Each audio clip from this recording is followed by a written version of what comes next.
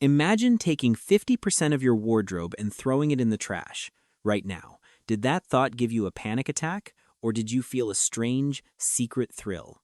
See, while the rest of us have an emotional breakdown over tossing a concert ticket from 2007, these people are accessing a different neural pathway. Science shows that when declutterers get rid of that old sweater, their brain releases a hit of dopamine, the exact same chemical reward you get from eating chocolate or scrolling TikTok. But here is the twist. These people are not just tidying up. They are slowly training their brains to crave order over possessions. And once you understand why, you will never look at an empty shelf the same way again. So, what exactly is visual noise? To understand this, I want you to think of your brain like a computer browser. Right now, look around your room. That pile of unopened mail on the counter? That is an open tab. The sneakers you kicked off by the door? Another open tab. That empty mug from yesterday? 3 tabs. You might think you are ignoring them, but your brain is not. A study from Princeton University's Neuroscience Institute found that physical clutter competes for your attention in the exact same way a screaming toddler does. Even if you are not looking directly at the mess, your visual cortex is constantly scanning it, processing it, and categorizing it in the background. This creates a state of low-grade, chronic fight or flight. Every object in your peripheral vision is a micro-decision waiting to happen. Should I move that? Do I need to wash that? Where does that go? This explains why you feel exhausted even if you have sat on the couch all Saturday. You are suffering from decision fatigue without making any real decisions. Your battery is draining because your background apps are running full speed. This is the secret that declutterers instinctively understand. When they clear a surface, they are not just cleaning.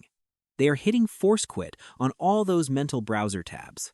They are not chasing cleanliness. They are chasing the silence that comes when the visual noise finally stops. But here is the million-dollar question. Why is that silence so addictive for you, while your partner can happily ignore a laundry pile for 3 weeks? It is not because they are lazy, and it is not because you are superior. It is because you are running on different operating systems.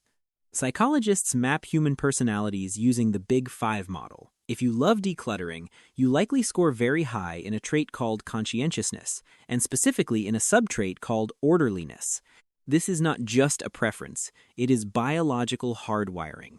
For the average person, putting a book back on a shelf is just a physical action, but for a high orderliness brain, that action completes a neurological loop. When you align an object or clear a surface, your brain registers a completion signal. Click, done. Reward. Your brain releases a small hit of dopamine every time you restore order. You are essentially playing a video game where tidying up is how you level up. Conversely, when things are out of place, your brain does not just see a mess. It detects an error code. It spikes your cortisol levels. You physically cannot relax because your brain is screaming that something is wrong with your environment. If you are still watching this, it means you are likely trying to figure out why you feel this way. Drop the number 3 inches in the comments right now. It is a small signal to me that you are the type of person who is genuinely committed to decoding your own psychology, not just looking for cleaning tips. But be careful. Being wired for order has a hidden downside, because when you cannot control the chaos in the outside world, your brain forces you to over-control the only thing you can, your living room. And that is where things get complicated. We are currently living through what sociologists call a permacrisis. You wake up, check your phone, and the world feels unstable. You have absolutely zero control over the economy, global politics, or the algorithm that feeds you bad news. This creates a massive psychological deficit in what we call agency. Deep down, the human animal hates feeling helpless. When the world feels too big and too loud, our instinct is to shrink our perimeter. This is why decluttering feels so strangely spiritual for you. It is not about hygiene. It is about power. When you organize a drawer, you are exercising micro-sovereignty. You are taking a tiny square of the universe, maybe just 12 inches of a kitchen shelf, and saying, I rule here. I decide what stays and what goes. This is under my command. So please stop apologizing for being a control freak. In an environment that feels increasingly unsafe and unpredictable, building a sanctuary of order is not a disorder. It is a highly intelligent survival strategy. You are manually lowering your heart rate by proving to yourself that you can still affect change, even if it is just color coding your bookshelf. Let's try a quick psychological experiment to test your attention span. I want to do a pattern interrupt. Usually, creators beg for likes. But today, if you are actually enjoying this deep dive, I want you to comment the number 0 below. However, if you dislike this video or disagree with me, please hit the like button. Why? Because breaking a standard habit forces your brain to be present. Now that we are focused, we need to talk about the trap, because there is a fine line between creating a sanctuary and hiding in a bunker. And for some of you, this coping mechanism has quietly morphed into a trap. To understand if you are using this tool correctly, we need to distinguish between two very different psychological profiles, the Liberator and the Chaser. The Liberator declutters to create space for living. They understand a fundamental truth. Memories are stored in your neurons, not in that cracked coffee mug from 2015. When they let go of an object, they feel a permanent sense of lightness. They are not afraid of the empty shelf. But then there is the Chaser. For this group, decluttering has morphed into a high-functioning form of anxiety management. You are not addicted to the result. You are addicted to the act of purging.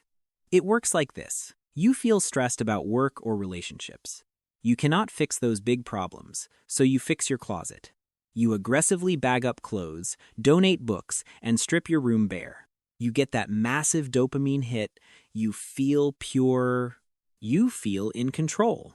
But then, the high wears off. You are left with a sterile, empty room that feels lonely. So, what do? You go to Target. You buy better storage bins, new aesthetic decor, or minimalist gadgets. You fill the space back up, only to feel overwhelmed next month, triggering another purge. Psychologically, this is a binge-purge cycle applied to home goods. You are not fixing the clutter, you are just churning it. The decluttering itself has become a distraction, a way to avoid sitting still with your own thoughts. You are trying to organize your external world so perfectly that you don't have to deal with the messy emotions inside your internal world. So, where does this leave us? Whether you are a liberator or a recovering chaser, the lesson remains the same. Your environment is a mirror of your mind. We have learned today that your urge to tidy is not just a personality quirk. It is a biological quest for agency. You are instinctively trying to turn down the volume of visual noise so you can finally hear yourself think. And that is a valid, even beautiful, survival strategy. But here is my final advice. Let your decluttering be an act of kindness, not punishment. The goal is not to live in a sterile museum where nothing ever moves. The goal is to create a space that supports your sanity rather than draining your battery. The next time you reach for that trash bag, ask yourself, am I just clearing clutter to escape anxiety, or am I making room for life? Decluttering should feel like opening a window, not building a prison. If this video helped you decode your own brain, please subscribe. We have many more layers of the human mind to explore together. I am Psychology, and I will see you in the next deep dive.